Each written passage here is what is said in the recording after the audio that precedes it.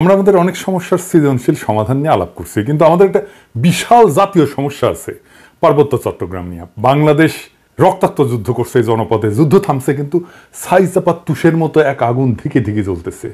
পাহাড় আর সমতলের জনগোষ্ঠীর মধ্যে সন্দেহ আর অবিশ্বাসের বাতাস লঘু হইয়া যায় নাই।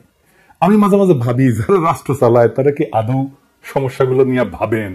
কিভাবে এটা সমাধান করা যায় এটা নিয়ে ভাবেন? ভাবলে, আন্তরিকভাবে চেষ্টা করলে তো এই সমস্যা একেবারে দূর না হোক অনেকটা তো সহনীয় করে ফেলা যায়। রাষ্ট্র সবসময় অপদার্থরা চালায়, তাই কখনো আমরা ভাবতেই পারি না সমস্যাকে দূর করতে হলে কি কি কাজ করতে হবে, কিভাবে সৃজনশীল ভাবে সমস্যার সমাধান করতে হবে। আজ আমি পার্বত্য চট্টগ্রাম ইস্যু নিয়ে আলাপ করব। আমার আলাপে সব সমস্যার সমাধান থাকবে না, তবে অন্তত একটা বড় সমস্যার সমাধানের বিষয়ে আলাপ করব। আশা করি বাংলাদেশের আপামর জনসাধারণ, সমতল এবং পাহাড়ের জনগণ আমার এই আলাপটাকে গ্রহণ করবেন।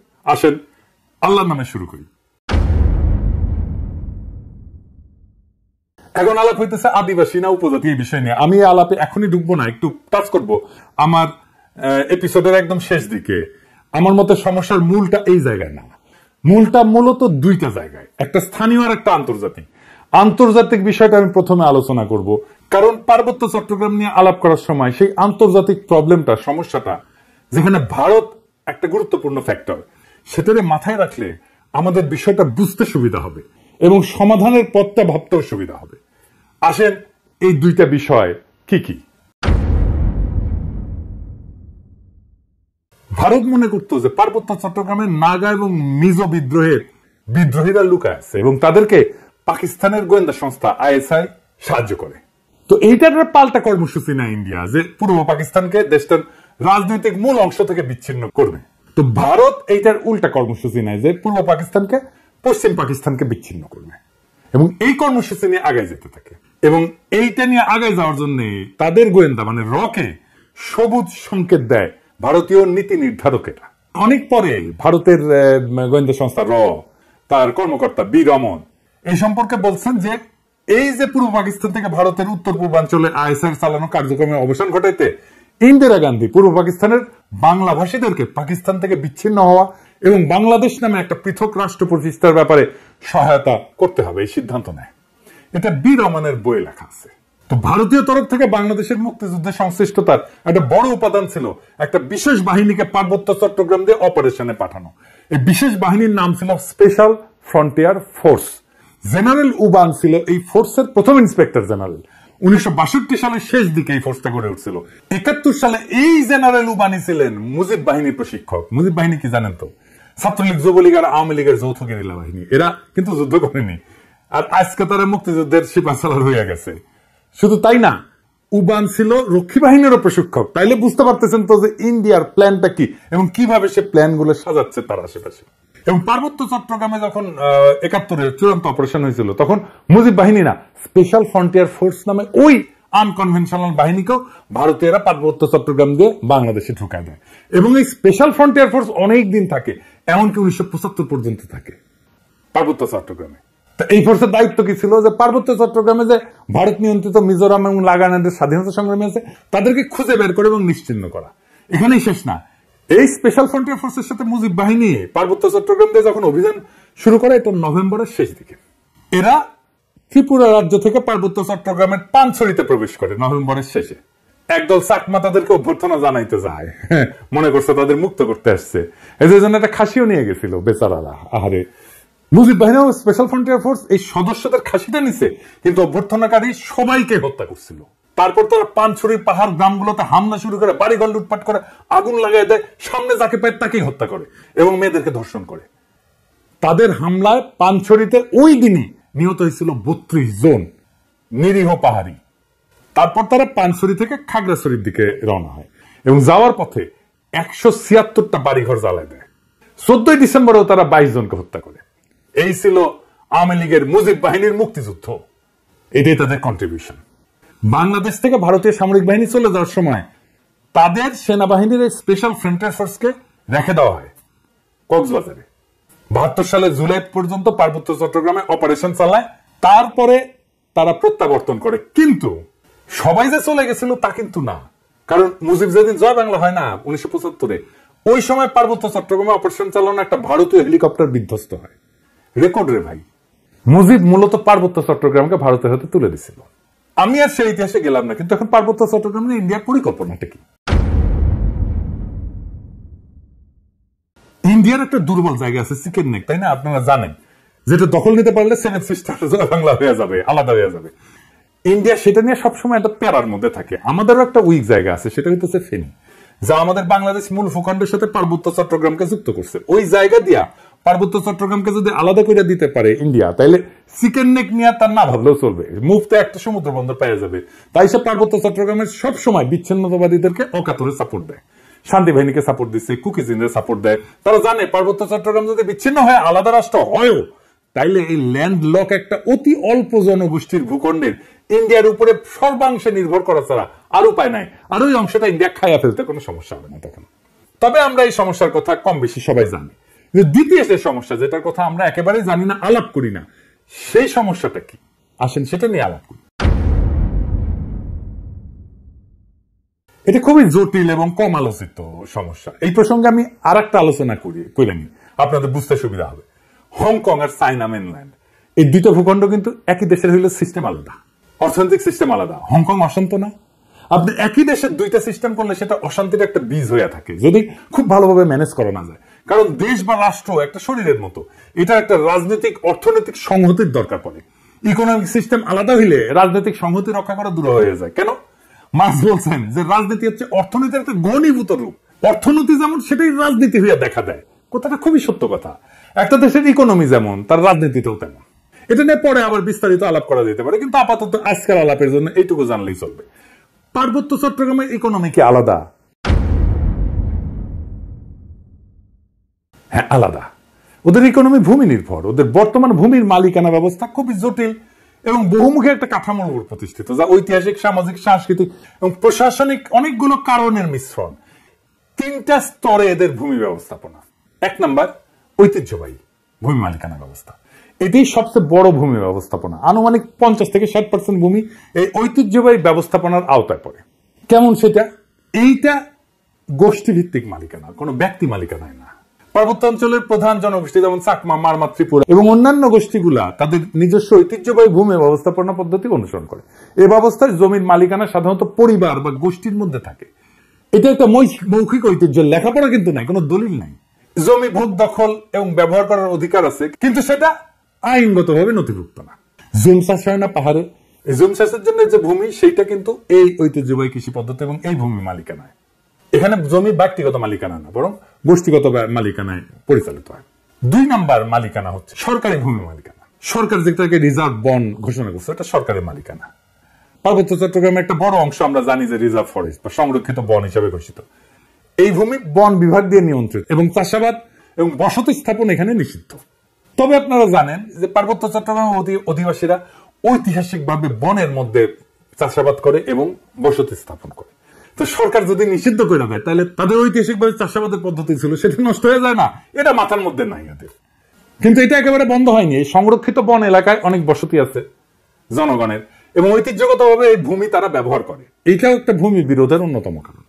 3 নম্বর হচ্ছে সরকারি প্রকল্প। কাপ্তাই হ্রদ বাঁধ প্রকল্পের জন্য ব্যাপক ভূমি অধিগ্রহণ করা হয়েছিল, যা স্থানীয় জনগণের ভূমি হারানোর অন্যতম কারণ হয়ে দাঁড়িয়েছে। আমরা এই প্রসঙ্গে সমাধান পর্বে আলাপ করব। আনুমানিক 25 থেকে 30% ভূমি সংরক্ষিত বনাঞ্চলের অধীনে রয়েছে।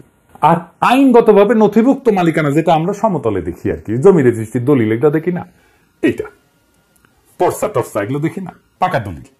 কিছু কিছু এলাকায় ব্যক্তি বা গোষ্ঠী তাদের জমির দলিল নথিভুক্ত করে ফেলছে, তবে এটা খুবই সীমিত এবং এটা সবসময় সমস্যাযুক্ত। কারণ অনেক জমির মালিকানার বিষয় সরকারি রেকর্ড স্থানীয় ঐতিহ্যবাহী নিয়মের মধ্যে তো সংঘাত আছে, তাই না? এইটা ধরেন 10%-এর মতো। এই ভূমি ব্যবস্থাপনার মূল সমস্যাটা কি? সমস্যা হচ্ছে যে পার্বত্য জনগোষ্ঠী তাদের এই ঐতিহ্যগত নিয়মে জমি ভোগ দখল করলেও সরকারি আইনে তো স্বীকৃত না এটা। তারপর ধরেন উন্নয়ন প্রকল্প, যেমন কাপ্তাই জল বিদ্যুৎ কেন্দ্র, এবং সমতলে অনেক মানুষ আসছে পার্বত্য অঞ্চলে, ফলে স্থানীয় জনগণের জমি হারানোর ঘটনা ঘটছে। আবার আরেকটা জিনিস বললাম যে রিজার্ভ সংরক্ষিত বন এবং কৃষি জমি নিয়ে যে সংঘাত, ওইখানে তারা বসতি স্থাপন করে, ওখানে কৃষি কাজ করে। সমতলের অনেকে বলে যে আমরা কেন পার্বত্য চট্টগ্রামে গিয়ে জমি কিনতে পারবো না, ওরা তো এসে সমতলে জমি কিনতে পারবে। সমস্যা বুঝছেন তো? আপনি কার কাছ থেকে জমি কিনবেন? দলিলই তো নাই। দলিল তো মুখে মুখে, মালিকানা তো ব্যক্তির না রে ভাই, মালিকানা সামাজিক, এবং প্রায় 60% জমির মালিকানা এরকম। তো এই বাস্তবতাটা তো বুঝতে হবে। দেখেন এই সমস্যার সমাধান কি? ওয়ান কান্ট্রি টু সিস্টেম ব্যবস্থা আমাদের চালাইতে হবে ততদিন পর্যন্ত যতদিন না ব্যাপক সংখ্যাগরিষ্ঠ পাহাড়িরা এই সিস্টেম বদলানোর জন্য দাবি না করে। আমরা এই ব্যবস্থার জন্য হংকং এর অভিজ্ঞতা, স্কটল্যান্ড, উত্তর আয়ারল্যান্ডের অভিজ্ঞতা কাজে লাগাতে পারি। এইটা করে ঐতিহ্যবাহী ভূমি ব্যবস্থাকে আইনি স্বীকৃতি দিতে পারি এবং পুরো পার্বত্য চট্টগ্রামকে আমরা গ্রিন ইকোনমির আওতায় আনতে পারি। তাহলে আমাদের এই ওয়ান কান্ট্রি টু সিস্টেমটা ভালোভাবে বাস্তবায়ন করা যাবে। অর্থনৈতিক উন্নয়ন আর স্বাতন্ত্র্য 2 লক্ষ্যই অর্জিত হবে। পার্বত্য চট্টগ্রামে ব্যাপক অর্থনৈতিক উন্নয়ন করলে, পাহাড়িদের আয় আর জীবনযাত্রার মান বাড়িলে বেশিরভাগ সমস্যার সমাধান হয়ে যাবে। আসলে এই গ্রিন ইকোনমিতে কি আর কিভাবে এটা ইমপ্লিমেন্ট করা যায় সেটা দেখি, বাস্তবায়ন করা যায়। গ্রিন ইকোনমি হলে এমন একটা অর্থনৈতিক ব্যবস্থা যা পরিবেশকে রক্ষা করবে, টেকসই উন্নয়নকে প্রাধান্য দেবে এবং এইটাই প্রাকৃতিক সম্পদের সঠিক ব্যবস্থাপনা, পরিবেশ বান্ধব প্রযুক্তি ব্যবহার এবং সবুজ কর্মসংস্থান তৈরির মাধ্যমে অর্থনৈতিক উন্নয়ন এবং পরিবেশ রক্ষার মধ্যে একটা ভারসাম্য আনবে। এবং আমরা পার্বত্য চট্টগ্রামকে যদি একটা সংরক্ষিত এলাকা বলে ঘোষণা দিয়ে গ্রিন ইকোনমির আওতায় নিয়ে আসি, তাহলে অনেকগুলো সুবিধা পাওয়া যাবে। স্বাতন্ত্র্য রক্ষা তো হবেই, পাশাপাশি অর্থনৈতিক উন্নয়ন সম্ভব হবে। সুবিধাগুলো এক এক করে আলোচনা করি। যেমন ধরেন, প্রাকৃতিক সম্পদের সংরক্ষণ করা যাবে। সংরক্ষিত এলাকায় অরণ্য, বন্যপ্রাণী এবং জীব বৈচিত্র্য রক্ষার জন্য সঠিক ব্যবস্থাপনা গড়ে তোলা সম্ভব হবে এবং এর ফলে টেকসই একটা বন ব্যবস্থাপনা, যেটাকে সাস্টেনেবল বন ব্যবস্থাপনা বলা হয়, এবং পানি সংরক্ষণ, কার্বন নিঃসরণ হ্রাস করা যাবে এবং পরিবেশ বান্ধব কর্মসংস্থান তৈরি করা যাবে। কি কিভাবে? ধরেন, ইকো ট্যুরিজম, জৈব চাষাবাদ, প্রাকৃতিক পণ্য উৎপাদন এবং স্থানীয় কারুশিল্পের মাধ্যমে স্থানীয় জনগণের জন্য কর্মসংস্থান সৃষ্টি করা যাবে। পরিবেশ বান্ধব উদ্যোগ নেওয়া যেতে পারে, যেমন সৌরশক্তি প্রকল্প, জৈব প্লাস্টিক উৎপাদন প্রকল্প, এগুলো তৈরি করা যেতে পারে। এবং যেহেতু আমরা এখানে কার্বন নিঃসরণ কমাবো, তাই আন্তর্জাতিক সহযোগিতা পাওয়া যাবে প্রত্যেকটা প্রকল্পে। শুধু আন্তর্জাতিক সংস্থার সাহায্যে, টাকা পয়সায় না, প্রযুক্তিগত সহায়তাও নেওয়া যাবে এবং পরিবেশ বান্ধব ট্যুরিজম গড়ে তোলা যায়। এখন যে ট্যুরিজম আছে এটা পরিবেশ বান্ধব না, এটা আয়ের একটা গুরুত্বপূর্ণ উৎস হতে পারে। আর সামাজিক উন্নয়ন, জনসাধারণের, যেমন ধরেন স্থানীয় জনগণের শিক্ষা, স্বাস্থ্য এবং আর্থিক অবস্থার উন্নতির জন্য প্রকল্প নেওয়া যেতে পারে, যেটা তাদের জীবিকার বিকল্প উৎস হিসেবে কাজ করবে। যারা বনাঞ্চলে কাজ করতেছে, যারা বনাঞ্চলে আবাদ করতেছে বা বাসস্থান করতেছে, তাদের জন্য একটা বিকল্প, একটা কর্মসংস্থানের উৎস আমাদের খুঁজে বের করতে হবে। এবং স্বাতন্ত্র্য রক্ষার জন্য এই প্রত্যেকটা প্রকল্পে স্থানীয় সম্প্রদায়ের অংশগ্রহণ নিশ্চিত করতে হবে। স্থানীয় জনগোষ্ঠীকে সিদ্ধান্ত গ্রহণ এবং ব্যবস্থাপনার অংশীদার করে ফেলতে হবে। তাদের ম্যানেজমেন্টে পার্টিসিপেশন ছাড়া আমরা কোনো কাজ করব না। তাদের সাংস্কৃতিক ঐতিহ্য এবং জীবনযাত্রাকে সম্মান জানায় উন্নয়ন পরিকল্পনা করতে হবে সব সময়। সংরক্ষিত এলাকাকে বিভিন্ন জোনে ভাগ করা যেতে পারে। যেমন ধরেন, কোর জোন, যেটা সম্পূর্ণ সংরক্ষিত এলাকা, যেখানে মানুষের প্রবেশ সীমিত থাকবে। বাফার জোন, যে কিছু নিয়ন্ত্রিত কার্যক্রম, যেখানে ইকো ট্যুরিজমটা চালাবো। আমরা ইকো ট্যুরিজম সব জায়গায় চালাইতে দেবো না এবং এখানে গবেষণাও করব। এবং sustainable use zone, third zone, যেটা যেখানে পরিবেশ বান্ধব চাষাবাদ, কারুশিল্প এবং অন্যান্য কার্যক্রম পরিচালনা করা যাবে। এবং একটা কঠোর আইন, পরিবেশ সুরক্ষা আইন লাগবে ওইখানে। সংরক্ষিত এলাকায় বৃক্ষ নিধন, শিকার এবং দূষণ কঠোরভাবে নিষিদ্ধ করতে হবে এবং আইন ভঙ্গ করলে দৃষ্টান্তমূলক শাস্তি ব্যবস্থা করতে হবে। এবং আমরা পুরো সিস্টেমটা ঠিক মতো চলতেছে কিনা এটার জন্য প্রযুক্তির ব্যবহার করব, ড্রোন লাগাবো, স্যাটেলাইট ইমেজ ব্যবহার করব, যে সংরক্ষিত এলাকায় সার্বক্ষণিক আমরা নজরদারি করব যে কেউ আমাদের এই পরিবেশের ক্ষতি করতেছে কিনা। এবং এই অঞ্চলে আমাদের একটা গবেষণা এবং ডকুমেন্টেশনের একটা শক্তিশালী সিস্টেম রাখতে হবে, যে সংরক্ষিত এলাকায় জীব বৈচিত্র্য, সম্পদ এবং পরিবেশগত অবস্থা নিয়মিত এটা ঠিক থাকতেছে কিনা, এটা নিয়মিত গবেষণার মাধ্যমে পর্যবেক্ষণ করা হবে। আর আছেন কাপ্তাই লেক এলাকা। এই যে কাপ্তাই লেকটা করা হয়েছে, জানেন এখানে কত মেগাওয়াট বিদ্যুৎ হয়? 230 মেগাওয়াট মাত্র। এটা গোটা বাংলাদেশে চাহিদার মাত্র 5%। এই যে 5% বিদ্যুৎ, তার জন্য কত বড় সমস্যা আমরা তৈরি করছি। আমরা যদি ঘোড়াশাল বিদ্যুৎ কেন্দ্রের কথা চিন্তা করি, ঘোড়াশাল বিদ্যুৎ কেন্দ্র 950 মেগাওয়াট বিদ্যুৎ উৎপাদন করে, তার মানে 4 গুণ এই কাপ্তাই লেকের চাইতে। তাইলে আমি এটা আসলে রাখবো কেন? এই কাপ্তাই বাঁধ ভেঙে দিয়ে আমরা জমি উদ্ধার করলে কি সমস্যা? এটা ভেবে দেখতে হবে। এটা নিয়ে আমাদের সিরিয়াস চিন্তা করতে হবে যে আসলে আমরা কাপ্তাই বাঁধটা রাখবো কিনা। একটা দীর্ঘস্থায়ী প্রবলেমের সমস্যার সমাধান করছে। কাপ্তাই লেক থাকবে না, কাপ্তাই লেকের দরকার কি? আমাদের তো দরকার নাই। দৃষ্টিনন্দন কাপ্তাই লেকের তো দরকার নেই। আমার যদি জমি উদ্ধার হয় ওইখানে, এই 230 মেগাওয়াট বিদ্যুতের দাম কত? আর আমরা যদি এই জমিটাকে ব্যবহার করতে পারি, কাপ্তাই লেকের নিচে ডুবে যাওয়া জমিটা যদি উদ্ধার করতে পারি, তাহলে এই জমিতে আমরা কি পরিমাণে অর্থনৈতিক ব্যবস্থাপনা করতে পারবো, অর্থনৈতিক সুবিধা পাবো, অর্থনৈতিক লাভ করতে পারবো, এটা একটা স্টাডি হইতে পারে। আমি একটু ধারণাটা দিলাম। যদি মনে করেন যে স্টাডি করে যদি দেখা যায় যে ওইখানে অর্থনৈতিক সুবিধা যেটা সেটা অনেক অনেক বেশি এই কাপ্তাইয়ের 230 মেগাওয়াটের বিদ্যুতের চেয়ে, তাহলে কাপ্তাই বাদ আমাদের রেখে লাভ, এটা ভেঙে দেওয়া যেতে পারে। আমার মনে হয় যে কাপ্তাই বাদ যদি ভেঙে দেওয়া যায় তাহলে আমাদের বেটার ইকোনমিক বেনিফিট আমাদের আসবে। এবার আসেন আদিবাসীর ধারণা নিয়ে আমার চিন্তাটা বলি, কেন এটা অদরকারি আলাপ, কেনই বা সমতলের মানুষ এই চিন্তাটা পছন্দ করে না। সমতলের মানুষ আদিবাসী ধারণা নিয়ে কি মত পোষণ করে সেটা বলার আগে বোমাং রাজা কি ধারণা পোষণ করে সেটা শুনে আসেন, শুনেন ওনার কথাই শুনেন। আমার নাম অংশপ্রদ চৌধুরী। আপনারা বলেন আমরা অ্যাকচুয়ালি ট্রাইবাল, আমরা আদিবাসী নয়। আমরা ছিলাম বার্মাতে, ভারতের সম্রাট বাংলাদেশে। উনি বোমাং রাজাকে 1614 সালে গভর্নর অফ চিটাগং, টেকনোম রাজার গভর্নর ছিল। Fifth man entered into Tedworth বর্ধমানে বোমাঙ্গের কমলাপুর 1727 সালে। 283 বছর আগে আমরা এখানে যুক্তি।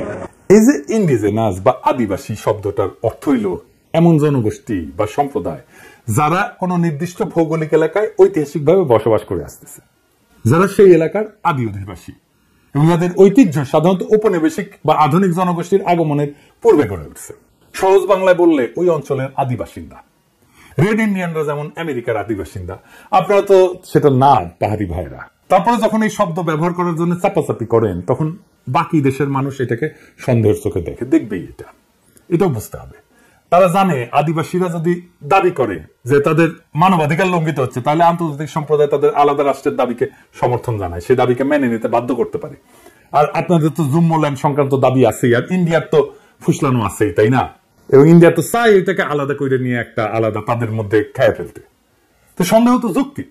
আপনারা যদি মনে করেন আদিবাসী শব্দটা আপনাদের আলাদা সুবিধা দেবে, আপনি বাংলাদেশ রাষ্ট্রের কাছে চান সেই সুবিধা, তাইলে আলাপ তো করা যেতেই পারে ওইটা নিয়ে। কিন্তু সে আলাপে না যায় যদি বলেন দেখিস আকাশে কি সুন্দর চাঁদ উঠিছে, তাহলে হবে। পাহাড়ে সবাই যেমন বিচ্ছিন্নতাবাদী না, এটা যেমন সত্য, তেমন সমতলের সবাই আপনাদের ব্যাপারে ইনসেনসিটিভ বা অসংবেদনশীল না, এটাও তেমন সত্য। তাই আসেন দুই পক্ষকেই বলি, সংঘাত আর অবিশ্বাসের কালকাটায় আমরা নতুন ইতিহাস গড়ি। হাসিনা বিরোধী লড়াইয়ে পাহাড়ি ভাই বোনেরা আমাদের কাঁধে কাঁধ মিলায় লড়াই করছেন। আমরা এই ঐতিহাসিক ঐক্যকে সাথে নিয়ে আগায় যাই। আমরা এমন এক বাংলাদেশ গড়ে তুলি যার গর্বিত মালিক হবে হিন্দু, মুসলমান, পাহাড়ি, সমতলি, চাকমা, বাঙালি সকলেই। বৈচিত্র্যের মধ্যে আমরা গড়ে তুলব এক মহান ঐক্য, এক নতুন বাংলাদেশে, যে বাংলাদেশের স্বপ্ন দেখেই জুলাই আগস্টের হাজারো শহীদেরা চোখ মুছছিল, শেষ নিদ্রায় গেছিল। আসেন আমরা সেই স্বপ্নকে বাস্তব করে তুলি। ইনকিলাব জিন্দাবাদ।